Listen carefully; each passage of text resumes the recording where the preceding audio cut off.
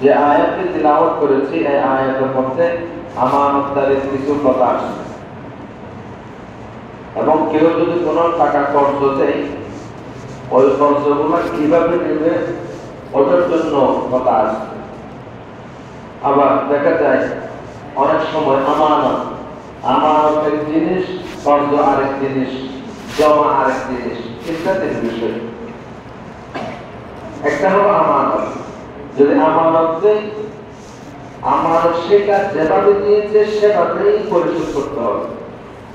10,000 টাকা আমি আপনাকে আমানত দিয়েছি, যে নোটেই দিয়েছি আমি 500 টাকা ধরেন 20টা দিয়েছি, ওইখান থেকে আপনি একটাও খরচ করতে পারবেন না। আমানত যে টাকাটা দিয়েছি সেই টাকাই বরাবর আবার ফেরত দিতে হবে। যদি আপনি পরিবর্তন করেন, নতুন টাকা নিয়ে পুরাতন টাকা দেন, পুরাতন টাকা নিয়ে নতুন টাকা দেন, কতবার আপনার এমার্জেন্সি টাকা লাগছে ওইখান থেকে খরচ করেছেন, আপনি আবার বাড়িতে টাকা আছে ওইখান থেকে পূরণ করে দিলেন, তাও গুণাগার হবে, তাও আমানত আছে আবার করবে। কথা বুঝতে পারি? যেই টাকা আমানত দিয়েছে সেই টাকা, এই জন্য আমাদের মুরব্বীরা তাদের আমল ছিল, কেউ যদি কোনো টাকা আমানত দিত, তিনারা বলতেন না আমি আমানত রাখবো, আমি জমা রাখবো, আমি আমানত রাখবো না, আমি জমা রাখবো তথা খরচ রাখবো। খরচ রাখলে সেটা আমি খরচ করতে পারবো আমার যদি প্রয়োজন হয়। যদি আমি খরচ করে ফেলি তাহলে আমি গুণাগার হবো না। হ্যাঁ, খরচ নিলেও তো সেটা পরিশোধ করতে হবে, পরিশোধ করে দিব। বা আমি মনে গেলাম আমার বাড়িতে আমার যে মিরাজ গুলো আছে ওইগুলা বিক্রি করে, ওইগুলা সমাধান করে যেভাবে হোক সেগুলো পরিশোধ করবে। এগুলো যদি আমানত হয়, ওটা যদি পরিবর্তন করি তাহলে মুনাফিকের লিস্টে আমার নাম লিপিবদ্ধ করা হবে, আমানত খেয়ানত করার গুনাহ হবে। এই আয়াতের মধ্যে আল্লাহ বলেন আউযু বিল্লাহি মিনাশ শাইতানির রাজীম ওয়া মিন আহলিল কিতাব, আহলে কিতাবরা এরকম মান ইনতাকালহু বিতিলকাই ইউআতিহি ইলাইহি। আই মুহাম্মদ সাল্লাল্লাহু আলাইহি ওয়াসাল্লাম আপনি উম্মত মুহাম্মাদকে বলে দেন, আহলে কিতাবদের মধ্যে কিছু কিছু আহলে কিতাব এমন রয়েছে যাদেরকে আপনি যদি অনেক পরিমাণ টাকার পরিমাণ বেশি সম্পদ যদি আপনি তাদেরকে জমা দেন, আমানত দেন, তাহলে সেটা তারা হুবহু পরিপূর্ণভাবে আপনাকে ফেরত দিবে, এক টাকাও নড়াচড়া করবে না, তারা কি করবে না, আমানতের খেয়ানত করবে না। আবার কিছু আহলে কিতাবদের মধ্যে এমন রয়েছে যদি আপনি আহলে কিতাবদের মধ্যে অনেকেই কিছু কিছু লোক এমন রয়েছে তাদেরকে যদি 1 টাকা আমানত দেন, প্রথম গ্রুপ যাদেরকে আপনি পাহাড় পরিমাণ সম্পদ আমানত দিলেও তারা সেগুলা আপনাকে ফেরত দিবে বরাবর। কিন্তু আবার কিছু আহলে কিতাব এমন রয়েছে যাদেরকে 1 টাকাও যদি আমানত দেন লা ইউআতিহি ইলাইহি, আই মুহাম্মদ সাল্লাল্লাহু আলাইহি ওয়াসাল্লাম তারা কখনো ওই টাকা আপনাকে ফেরত দিবে না। আমাদের মধ্যে তো আছে এরকম, আমাদের কিছু মানুষ এমন প্যারার মধ্যে পড়ে, তারা এত কষ্টের মধ্যে আছে, এই 2000 সালে টাকা দিয়েছিল 2000 টাকা, 10,000 টাকা, 20,000 টাকা বা 500 টাকা, কিন্তু 2030 সালে এসে টাকাগুলো পাচ্ছে না। ওই যুগের 2000 টাকা, এটা 2030 সালের টাকা বলে চিন্তা করে দেখেন। তখনকার যে লেনদেন ছিল, তখন একটা গরু 200 টাকা দিয়ে কি করা হয়, ক্রয় করা হতো, বিক্রি করা হতো। সেই গরুটা এখন প্রায় 1.5 লাখ থেকে 2 লক্ষ টাকা। তাহলে বোঝা যায় ওই যুগের 200 টাকা সেটা এই যুগের মধ্যে 2 লাখ টাকার মধ্যে পরিণত হয়েছে। এরপর ওই 200 টাকাও দিচ্ছে না কারণ। এটা আল্লাহ তাআলা আহলে কিতাবদের ঘটনা বলে মূলত আমাদেরকে শিক্ষা দিচ্ছে, হে মুমিনরা তোমরা এরকম হয়ো না। রাসূলুল্লাহ সাল্লাল্লাহু আলাইহি ওয়াসাল্লামকে আল্লাহ কোরআনে বলে লা ইউআতিহি ইলাইকা ইল্লা মা দুতা আলাইহি কায়িমা, যতক্ষণ পর্যন্ত আপনি তাদেরকে জোরাজুরি করবেন না, আপনার মাথার উপর তাদের মাথার উপর আপনি দাঁড়িয়ে থাকবেন না, ততক্ষণ পর্যন্ত তারা কি দিবে না, টাকা দিবে না। তাহলে এই আয়াত থেকে ইমাম আযম আবু হানিফা রাহমাতুল্লাহি আলাইহি ইল্লা মা দুতা আলাইহি কায়িমা এই অংশ থেকে উনি মাসালা ইস্তেমবাদ করতেছেন। তিনি বলেন কেউ যদি টাকা খরচ পায়, কাউকে কর্জ দিয়েছে, সে যদি আদায় না করে, আমরা তো হলে কর্জ দেওয়ার আগে একটা বাসকি করতে হবে, রাখতে হবে যেন আমাকে দিতে পারো। আমি তোমাকে কর্জ কেন দিয়েছি, তুমি আমাকে বাস দিও। কথা বুঝি নেই? ইমাম আবু হানিফা বলে যদি কেউ যদি টাকা কর্জ আদায় না করে, সে যে কবি হোক, চাপাচাপি হোক বা জোড়াজুড়ি হোক, বিচারের মাধ্যমে হোক, যে কোনোভাবে সে স্বামীর করে হোক, সমাজের মধ্যে বিচার দিয়ে হোক, টাকাগুলো আদায় করতে পারবে, কোনো সমস্যা হবে না, জোর দিতে পারবে। জোর দিয়ে টাকাগুলো আদায় দিতে হবে। ওসমান রাদিয়াল্লাহু তাআলা ব্যক্তি ঘটনা মনে পড়ে গেল। এক সময় এক গরিব মুসলমান রাসূলুল্লাহ সাল্লাল্লাহু আলাইহি ওয়াসাল্লামের কাছে গেলেন, ইয়া রাসূলুল্লাহ, আমি খুব অভাবের মধ্যে আছি, আমাকে কিছু দান করেন।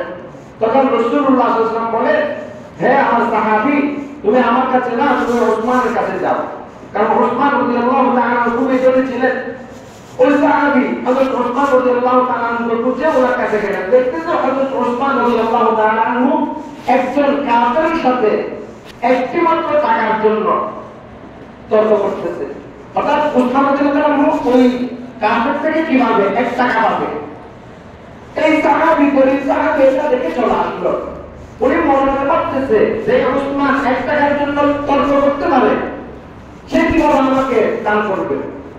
আমরা যদি কেউ কারো কাছ থেকে 1 টাকা, 5 টাকা, 100 টাকা পাই, আমরা বলি না, আমি তো 100 টাকা কে করবো নাকি, তুই তো জোর করতেছিস কেন, এরকম কথা বলি। এই 1 টাকার জন্য হয়তো ওসমানের জন্য তর্ক করতেছে, এটা দেখে ওই সাহাবী চলে আসলো। ওসমানকে বলতেছে, ইয়া রাসূলুল্লাহ, আমাকে কিছু দান করেন। আমার বলতে তখন রাসূল বলতে, আমি তো তোমাকে ওসমানের কাছে পাঠাই নেই, তুমি যাও নাই? বলতে, আমি ইয়া রাসূলুল্লাহ হ্যাঁ গিয়েছি। তো তাহলে তুমি ওনার কাছে বুঝলেন আমার তোমাকে দাওয়াত দেই নাই? তখন সাহাবী বলতেছে, ইয়া রাসূলুল্লাহ, আমি কিভাবে বুঝবো যে ওসমান 1 টাকার জন্য তর্ক করতে পারে, চর্চা করতে পারে, সেই ওসমান কিভাবে আমাকে দান করবে? তখন রাসূল বলতেছে, তুমি আবার যাও।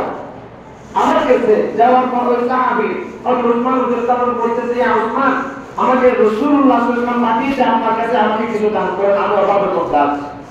তখন হযরত ওসমান রাদিয়াল্লাহু তাআলা তার দুই হাত নিজের পকেটের মধ্যে ঢুকাই দিলেন। তার দুই হাত নিজের পকেটের মধ্যে ঢুকাইয়া ওই উভয় পকেট থেকে যা কিছু ছিল উভয় পকেট থেকে বের করে তাকে দান করলেন। এই ঘটনা দেখে ওই কাফের বলতেছে, ইয়া ওসমান, তুমি মনে হয় ওর সাথে মশকরা করতেছো, ঠাট্টা করতেছো।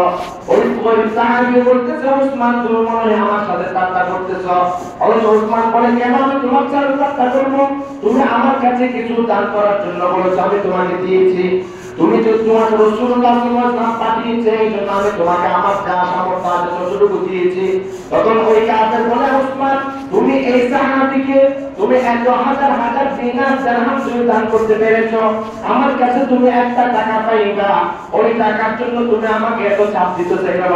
তখন হযরত ওসমান রাদিয়াল্লাহু তাআলা বলেন, আমি যে ওই সাহাবীকে আমি দান করেছি, এটা আমার হক, আমি যা মন চাই তা করতে পারবো, সওয়াবের জন্য আমি কি করেছি, দান করেছি। কিন্তু আমি তোমার কাছ থেকে যে 1 টাকা পাই, এটা হলো আমার হক, আমি তোমার কাছে পাবো।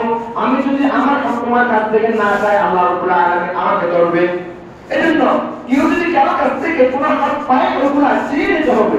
আর যদি আপনি চেয়ে না নেন, একটা আপনি নির্দিষ্ট পরিমাণ সময় দিয়েছেন, তাহলে আপনি চেয়ে নেন নাই, সময় চলে গেছে, মনে হয় আপনি খুঁটাখুটা করে বসে আছেন, তাহলে আল্লাহ আপনাকে ধরবে, তাকে স্মরণ করে দিতে হবে, অথবা তার মনে নেই।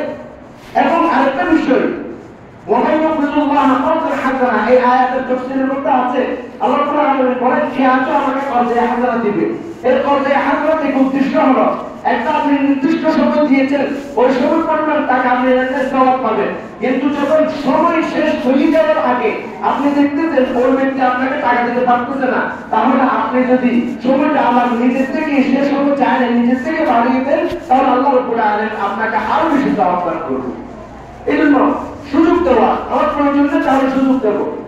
তো মোট কথা এটা বলতে চাইতেছি, ইয়া রাসূলুল্লাহ সাল্লাল্লাহু আলাইহি ওয়াসাল্লাম আল্লাহ বলতেছেন, আহলে কিতাবের অবস্থা এমন, তাদের মধ্যে অনেক মানুষ রয়েছে যাদেরকে আপনি যদি সামান্য টাকাও কি করেন দেন, তাহলে তারা কোনো টাকা আপনাকে ফেরত দিবে না। যালিকা বিআন্নাহুম ক্বালু লাইসা আলাইনা ফিল উম্মিয়িনা সাবিল, তারা বলে, যারা একটা ফেরত দিবে না, তারা বলে এই উম্মি, যারা বলি আমরা হলাম ধনী, তারা হলো গরিব। আমরা হলাম শিক্ষিত, তারা অশিক্ষিত। অশিক্ষিতদের আবার কিসের রাস্তা? তাদের কোনো ক্ষমতা নাই, তাদের কোনো সুযোগ নাই, তাদের কোনো মান সম্মান নাই, তাদের জনসম্পদ আমরা যেরকম মন চাই সেরকম করতে পারবো। ওই আহলে কিতাবরা বলে ওইটা ওই আহলে কিতাবীদের খারাপ গুণ সেটা আমাদের মাঝে চলে আসছে। আমরা যদি একটু ফল পাই অথবা আমাদের যদি একটু টাকা পয়সা হয়ে যায়, আমরা বলি হ্যাঁ কি হয়েছে, ও তো সমাজের নিম্ন শ্রেণীর মানুষ, তাকে আমার যেরকম মন চাই সেরকম করতে পারবো, তার কোনো ক্ষমতা আছে নাকি? সে কি করবে? তার তো টাকা নেই, তার তো পয়সা নাই, সে তো আমার কাছে মাথা নত করবে। তারা এরকম বলে, তারা নিজেদেরকে অনেক কিছু মনে করে আপনি কিতাবীদের মতো। আল্লাহ বলেন অলাইসা আলাইনা বিউম্মিহিনা সাবিল ওয়া ইয়াকুলুনা আলাল্লাহি কাযিব। এবং তারা আল্লাহ রাব্বুল আলামিনের বিষয়ে মিথ্যা কথা বলে। তারা বলেছে আমাদেরকে আল্লাহ তাআলা হুকুম করেছেন এবং আমাদেরকে আল্লাহ মর্যাদা দিয়েছেন, নাউযুবিল্লাহ, এটা সম্পূর্ণ মিথ্যা কথা। ওই আহলে কিতাবরা বলে এটা আমাদেরকে আল্লাহ তাআলা হক দিয়েছেন, আমরা এটাই প্রাপ্য। আসলেই না। ওয়াহুম ইয়ালামুন, তারা নিজেরাই জানে তারা যে মিথ্যা বলতেছে এটা তারা নিজেরাই জানে। আল্লাহ রাব্বুল আলামিন বলেন বালা মান আওয়া বিআহদি ওয়া তাকা ফা ইন্নাল্লাহা ইউহিব্বুল মুত্তাকিন। হ্যাঁ, কেন নয়?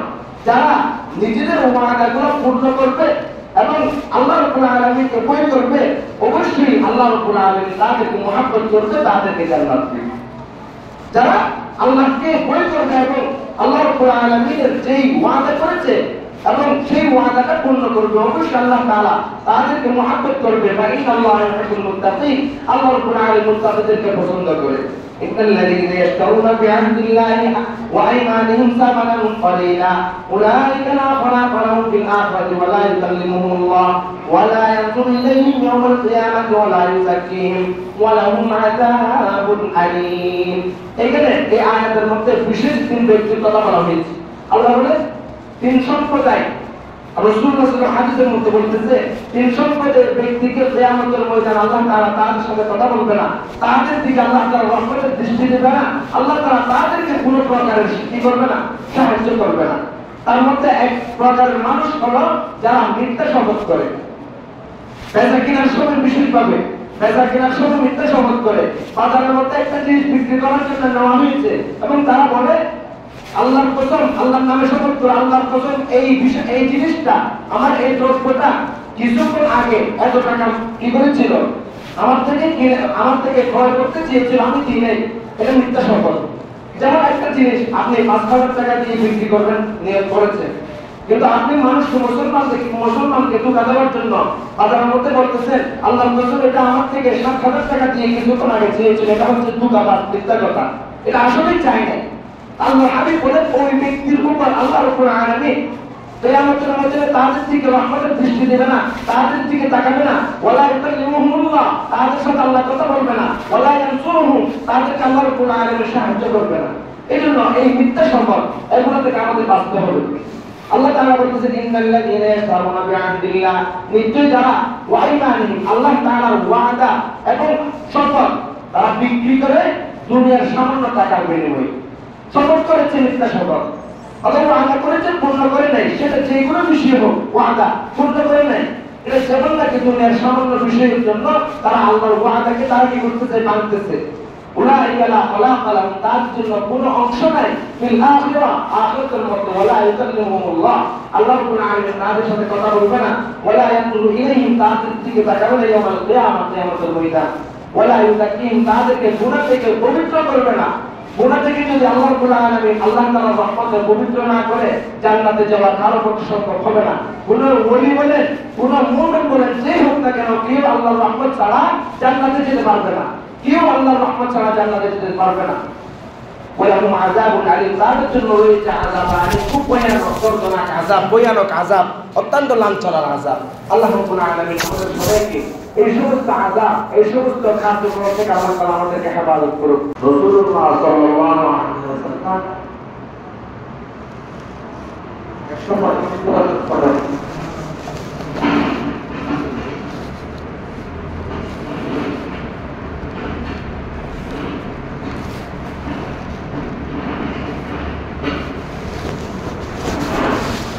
এই সময় হিজরতের পরে যখন মদিনার মধ্যে হেরে যাচ্ছিলেন, ওই সময় রসুল দেখতেছেন তারা উৎসব পালন করতেছে ইহুদিরা, এবং তারা ওই দিন রোজাও রেখেছে। রসুল জিজ্ঞেস করতেছেন আজকে তারা কি জন্য রোজা রেখেছে? তখন তারা বলল এই দিন মুসা আলাইহিস সালামকে আল্লাহ রাব্বুল আলামিন তাওরাত দিয়েছে, যার কারণে আমরা ওই দিবসকে উদযাপন করার জন্য রোজা রাখি। এবং রসুল বলেন মুসা, তোমাদের চেয়ে আমি বেশি হকদার, আমরা বেশি হকদার মুসা আলাইহিস সালামকে সম্মান করার ক্ষেত্রে। কারণ তোমরা মুসা আলাইহিস সালামকে যদিও মানো কিন্তু পরিপূর্ণভাবে মানো না। তাওরাতের মধ্যে আল্লাহ তাআলা কোরআন মাজিদের কথা বলেছেন, রাসূলুল্লাহ সাল্লাল্লাহু আলাইহি ওয়াসাল্লামের কথা বলেছেন। শেষ নবী মুহাম্মদ রাসূলুল্লাহ যখন দুনিয়ার মধ্যে আসবে তোমরা তার উপর ঈমান আনতে, এই কথা তাওরাত জবুর ইনজিলের মধ্যে রয়েছে। তোমরা কিন্তু বাদবাকিগুলো মানো, এই শেষ নবী মুহাম্মদ রাসূলুল্লাহ সাল্লাল্লাহু আলাইহি ওয়াসাল্লামকে মানো না। অথচ আমরা যারা মুসলমান রয়েছে, অতীতের যত নবী রাসূল অতিবাহিত হয়েছে সবাইকে আমরা মানি। অতএব তোমাদের চেয়ে বেশি হকদার হলাম আমরা। রসুল বলেন এই আশুরা রোজা, আশুরা মানে মুহররম মাসের 10 তারিখ। আশুরা রোজা এটা গুরুত্বপূর্ণ একটি ইবাদত। এই রোজা রাখলে সওয়াব রয়েছে, এই আশুরার মর্যাদা রয়েছে। আশুরার মর্যাদা কোন কারবালাকে কেন্দ্র করে নয়। আমরা অনেকে মনে করি আশুরা মর্যাদাবান হয়েছে, গুরুত্ব পেয়েছে কারবালার কারণে। মুহররম মাসের 10 তারিখ কারবালার ময়দানে হযরত হুসাইন রাদিয়াল্লাহু আনহু শহীদ হওয়ার মাধ্যমে মনে হয় এই আশুরা ফজিলত পেয়েছে না। রসুল হাদিসের মধ্যে আরো আগেই বর্ণনা করেছেন। রসুল বলেন সিয়ামু ইয়াউমি আশুরা আহতাসিবু আলা আল্লাহি আন ইউকাফিরা আস-সানাতা আল্লাতী ক্বাবলা। রাসূলুল্লাহ সাল্লাল্লাহু আলাইহি ওয়াসাল্লাম বলেন আশুরা রোজা রাখা, আশুরা রোজার ফজিলত হলো আমি মনে করি আল্লাহ রাব্বুল আলামিন যে ব্যক্তি আশুরা রোজা রাখবে, মুহররম মাসের 10 তারিখ রোজা রাখবে, আল্লাহ তাআলা তার অতীতের 1 বছরের গুনাহ আল্লাহ তাআলা মাফ করে দিবে। যে ব্যক্তি আশুরা রোজা রাখবে আল্লাহ তাআলা তার অতীতের 1 বছরের গুনাহ মাফ। রাসূল বলেন ওয়াখালিফু ফীহি ইয়াহুদ, হে মুসলমানরা তোমরা এই আশুরা রোজা রাখার ক্ষেত্রে তোমরা ইহুদিদের, যারা ইহুদি রয়েছে তাদের কি করো? বিরোধিতা করো। ওই ইহুদিরা একটা রোজা রাখতো 10 তারিখ, তোমরা একটার সাথে আরেকটা মিলে তাদের বিরোধিতা করো। কোন কাজের মধ্যে ইহুদিদের অনুসরণ করা যাবে না। চুল কাটার ক্ষেত্রে ইহুদিদের অনুসরণ করা যাবে না। পোশাক পরিধান করার ক্ষেত্রে ইহুদিদের অনুসরণ করা যাবে না, মুসলিমদের অনুসরণ করা যাবে না। এই আমলের মধ্যে তোমরা কখনো ইহুদিদের অনুসরণ করবে না। ওয়াখালিফু ফীহি ইয়াহুদ, হে মুসলমানরা তোমরা এই আশুরা রোজা রাখার ক্ষেত্রে তোমরা ইহুদিদের কি করো? বিরোধিতা করো। তোমরা তাহলে রোজা রাখো 10 তারিখ, এর আগে একটা কথা হইলো না, আর বাকি হইলো না।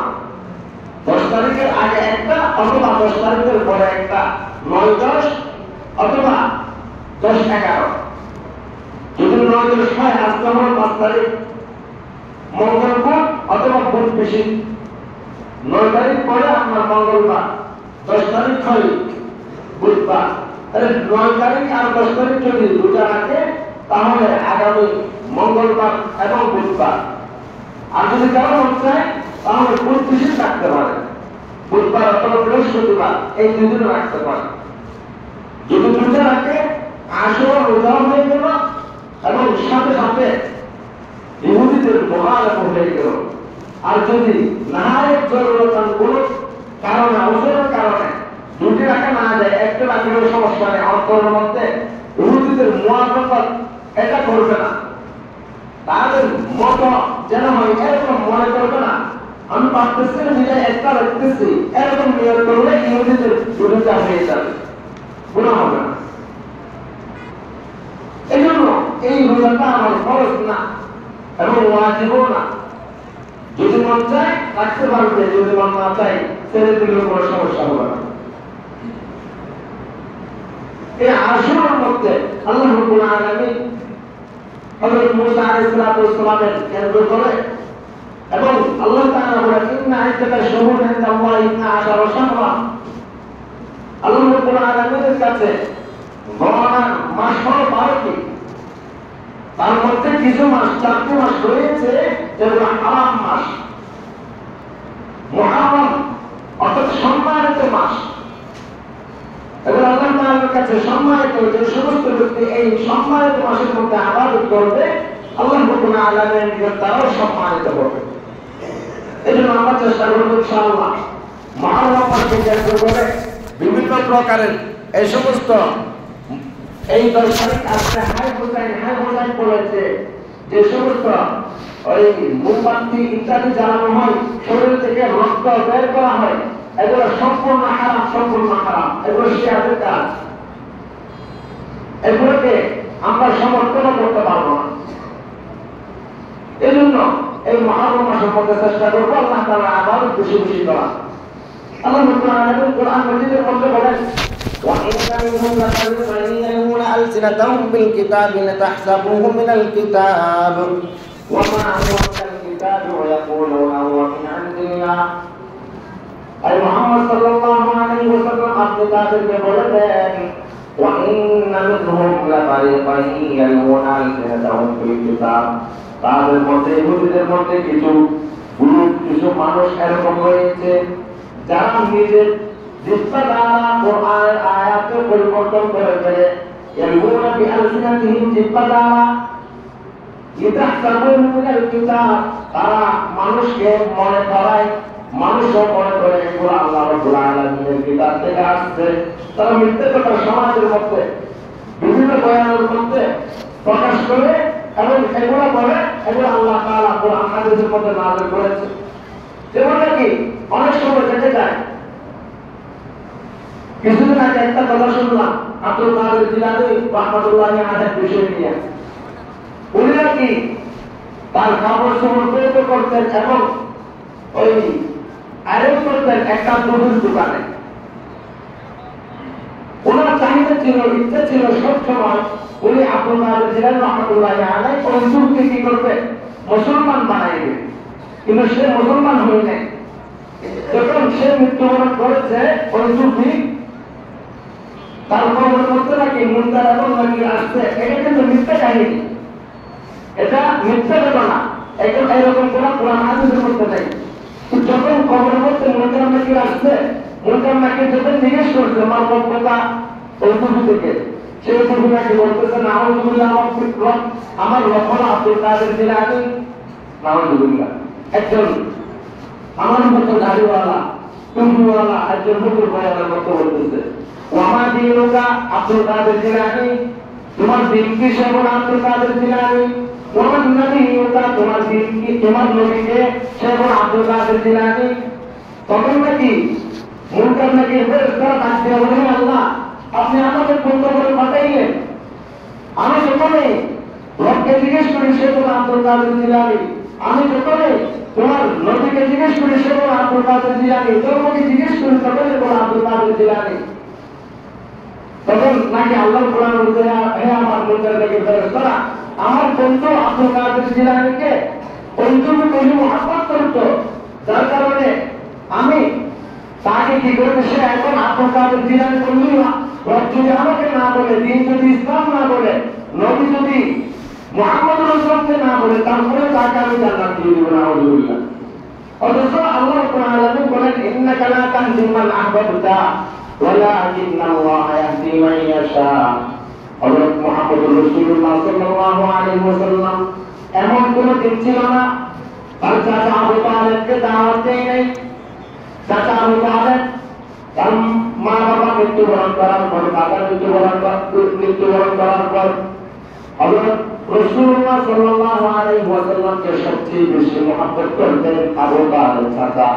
যদিও তিনি মুসলমান গ্রহণ করেন নাই, ইসলাম ধর্ম গ্রহণ করেন নাই, এরপরে রাসূলুল্লাহ সাল্লাল্লাহু আলাইহি ওয়াসাল্লাম এমন কোন দিন ছিল না তাকে দাওয়াত দিতেন না। পরিশেষে যখন রাসূলুল্লাহ সাল্লাল্লাহু আলাইহি ওয়াসাল্লাম হয়রান হয়ে গেলেন, তখন আল্লাহ রাব্বুল আলামিন কোরআনের আয়াত নাযিল করলেন, ইন্নাকা লা তাহদি মান আহবাবতা ওয়ালাকিন্নাল্লাহা ইয়াহদি মান ইয়াশা।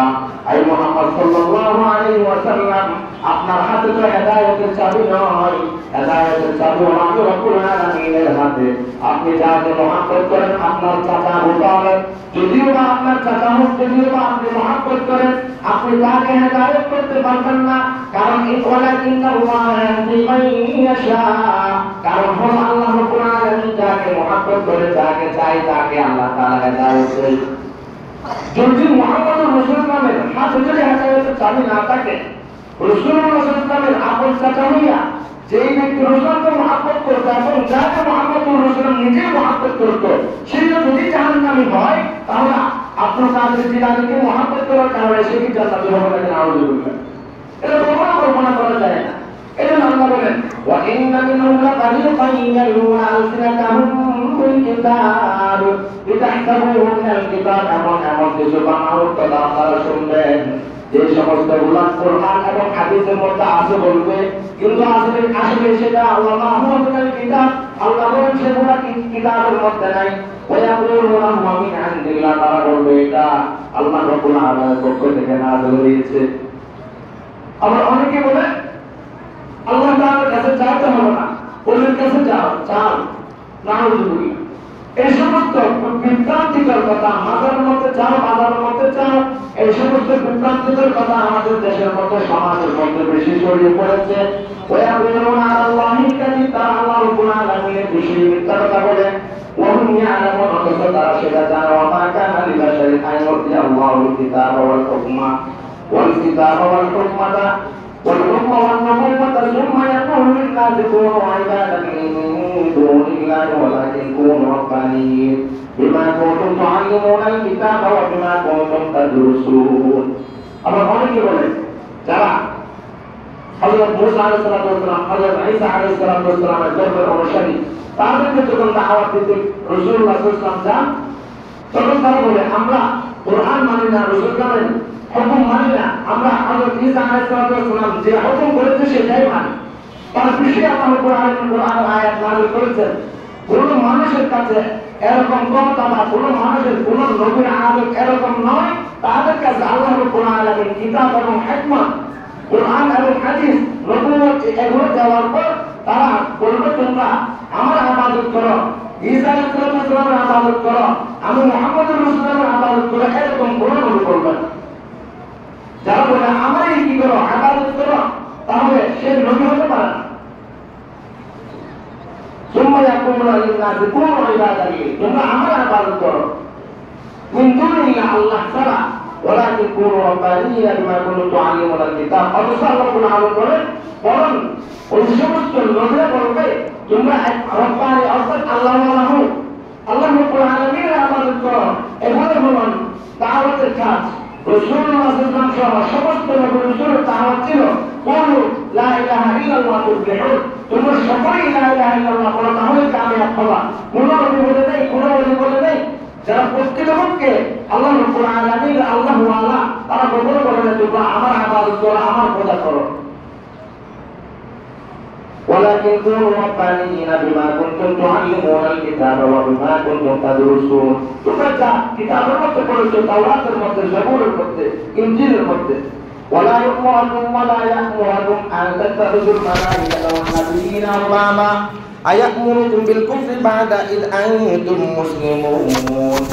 বলুন তোমাদেরকে ইসলাম ধর্ম গ্রহণ করার পরে অমুসলিমে যাওয়ার জন্য বলবে না। যারা শিরকের মধ্যে যাওয়ার জন্য বলবে তারা প্রকৃতপক্ষে নবী নয়, তারা প্রকৃতপক্ষে ওলি নয়। আল্লাহ রাব্বুল আলামিন আমাদের সবাইকে হেফাজত করুন।